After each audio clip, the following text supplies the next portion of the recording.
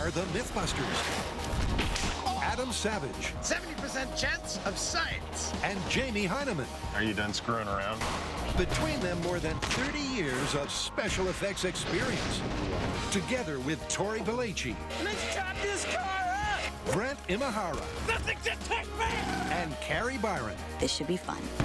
They don't just tell the myths, they put them to the test.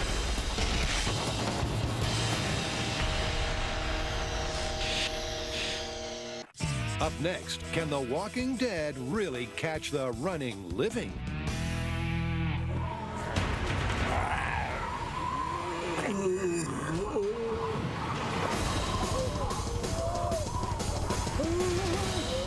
In every zombie movie, there's that scene where the horde descends on somebody and just tears them to shreds. And that is the myth that we are going to be testing. Can you escape the zombie horde? Okay, this is one thing that I've always wondered about, because traditionally, don't they just shuffle at like 2 miles an hour? And it feels like you could just outrun them. Well, yeah, sure. I mean, maybe you could outrun 1 or 2, no problem, but what zombie apocalypse only has a couple zombies? Okay, I see what you're saying. It's a numbers game, and that's what we're testing. Exactly. This is going to be the best myth ever. The zombie horde has their undead eyes on the living prize. But despite shuffling at the speed of a decomposing corpse, the result is somehow inevitable. The unarmed, fleet-footed humans always get caught. And it's a brain buffet. How do you guys want to test this myth? All right, well, let's set up an area, say, the size of a football field, and then get a zombie horde. We'll see if we can run through it and escape them. All right, well, that means we need some zombies, and we need to figure out how they're supposed to behave. Well, I know the perfect person who's an expert on zombies. He can tell us what they can and can't do, and he'll help us set up the parameters for our myth. Sounds good. So the team will stage the apocalyptic Olympics. It's humans versus the horde in a race for survival. All right, zombie apocalypse. We're almost there. The team assembles at Apocalypse Ground Zero. Need my zombie killing hat. We are here at the Alameda runway to test the myth that you can't outrun a zombie horde. Now, the way we're going to test this is we're going to create a part of a city that has been overrun by the zombie apocalypse. Now, all we need is a zombie horde.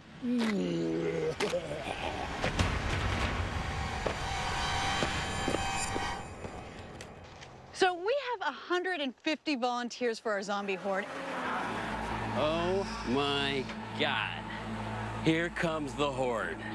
Now, for us, that is the perfect number, because in our designated area, all of those volunteers represent a population density of Manhattan.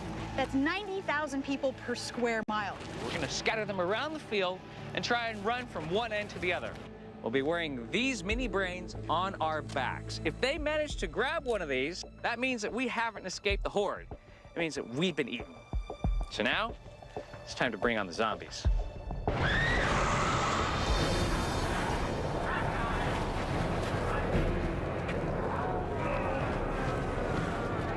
This is freaking me out. I don't like this at all.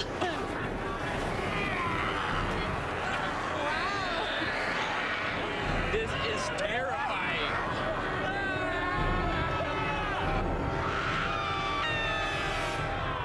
Well, they asked for a zombie horde.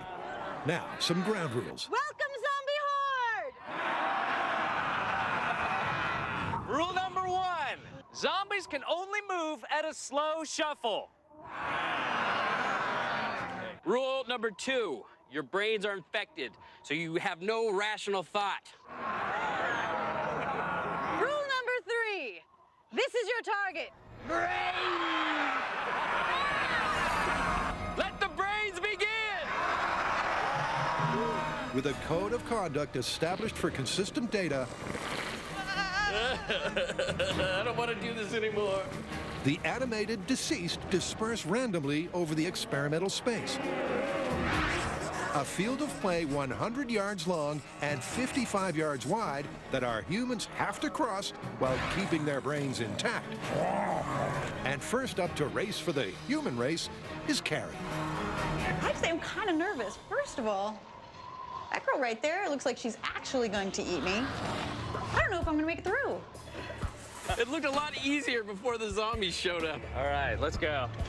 So with Grant and Tori observing from a safe overhead distance, let the games begin.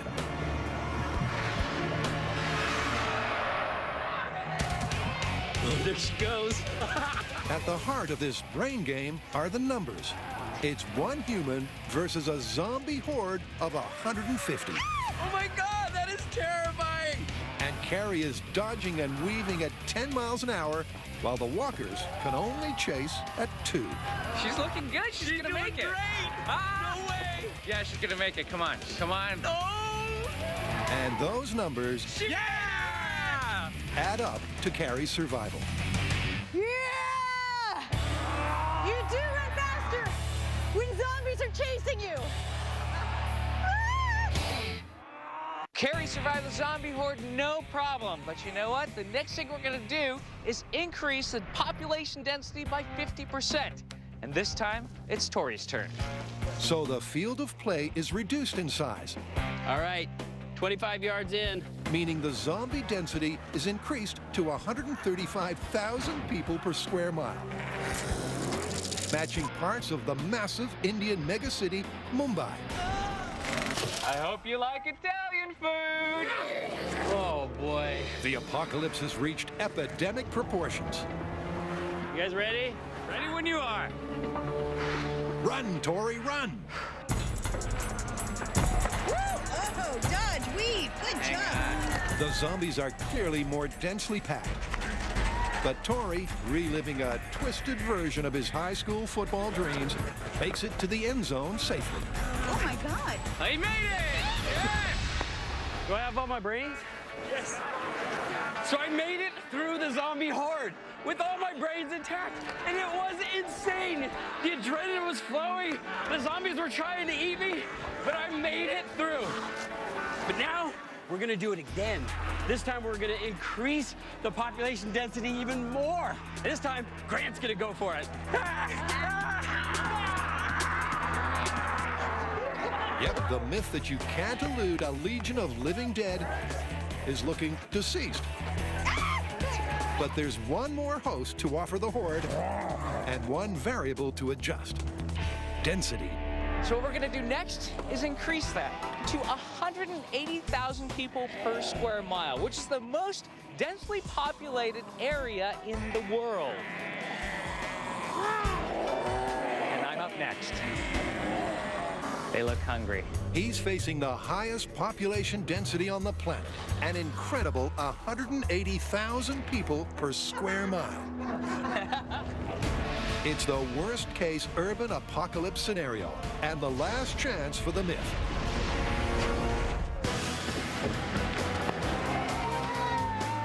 But he just can't make it through. One mistake, and he's down and swarmed. There's too many! So Carrie succeeded in outrunning a horde that was the population density of Manhattan. Tori succeeded at a slightly higher population density of 135,000 people per square mile. Unfortunately, when we got that density up to 180,000 people per square mile, that's where it all fell apart, and I could not escape the horde. When the horde is in a tightly packed urban environment, it doesn't matter that they're slow. So with the myth back in the balance, what next? We're gonna try to come up with other tactics to try to trick the zombie horde and see if we can escape. So, day 2 of the Dead Dawns, and the team once again rendezvous in an attempt to outrun the apocalypse. And this time, they're each packing a plan. After all, when the end is nigh, a good survival strategy is essential. All right, Carrie, what's your technique? Duct tape? How's that gonna save you from a zombie I horde? was thinking maybe like a limp or something. Oh, that's good. But then I thought that this would be so much What the? better. What the? Wait, what is this technique? No! Hey, zombie! Zombie!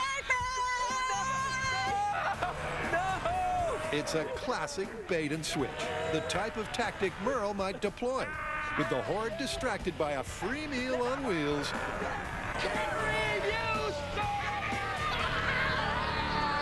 Carrie makes a run for it and makes it to the end zone and freedom. I live! Her cynical use of collateral damage Thanks a lot, Carrie. Way to throw me under the bus. means she bought herself enough time to avoid being lobotomized. Zombie apocalypse! The rules of friendship do not apply. Yep, if you have an enemy or co-worker to sacrifice, escaping the horde may be possible. But up next is Grant, and as you might expect, he came prepared. Are you gonna be inside this? No, my double will.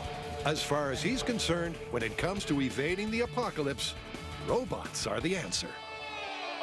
So this is my zombie distraction technique. Now, yes, it's going to employ distraction just like the others, but it's a little bit different. This is a robot that has light and sound, and it's going to have a mannequin that looks like me. So, Grant has a very complex strategy here. When I'm ready to deploy, I'll turn on the lights, turn on the sound, it's gonna scream just like me, it's gonna look just like me, and it's gonna draw all the zombies over there, and I'll run the other way. Hello, zombies! Here I am! Come and get me! My brain is juicy and delicious. And Grant plays it perfectly, waiting until all the zombies within hearing distance are sucked in, And delicious. Come and get me! so that when he finally makes a run for it, he has a clear path to freedom.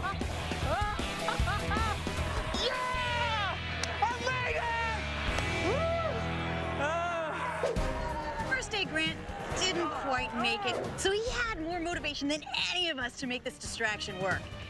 And it worked really, really well. My brain is juicy and delicious.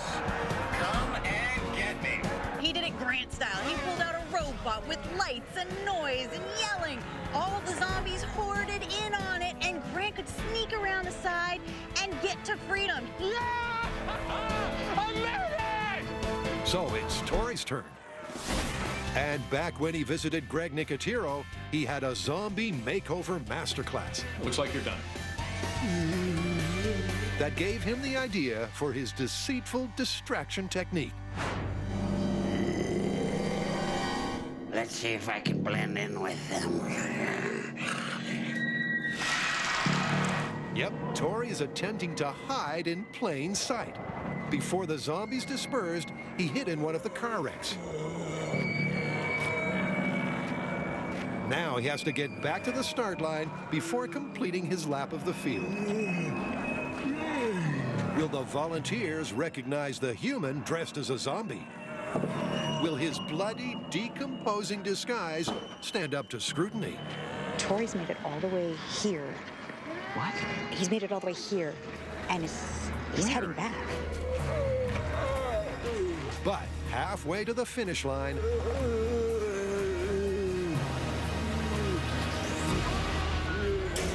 he's discovered.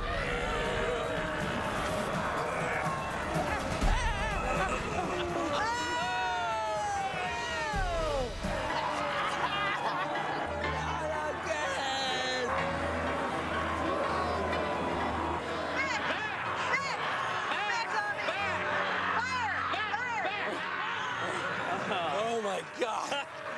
Oh. Well, it's kind of worked at first. I mean, I was able to sneak through the horde, but then at one point, a zombie recognized me, and then it was all over. They were all onto me. But it doesn't matter, because as long as one of us made it through in one experiment, that means it works, and it's busted. That's right. Distraction is a technique that allows you to escape the horde. This myth is busted. Totally busted.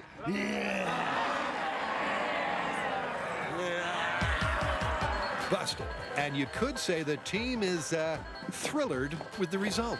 When I first heard that we were gonna test zombie myths, I had two reactions. One was, oh my God, this is the best day ever. But then my next reaction was, how are we gonna test this scientifically? But we actually came away with some results. Now, it was difficult, and the more condensed they got, the harder it became, till, boy, it was impossible. However, Grant did figure out a way to distract the horde in order to escape. So, it's busted. This is the most fun I've had in so long.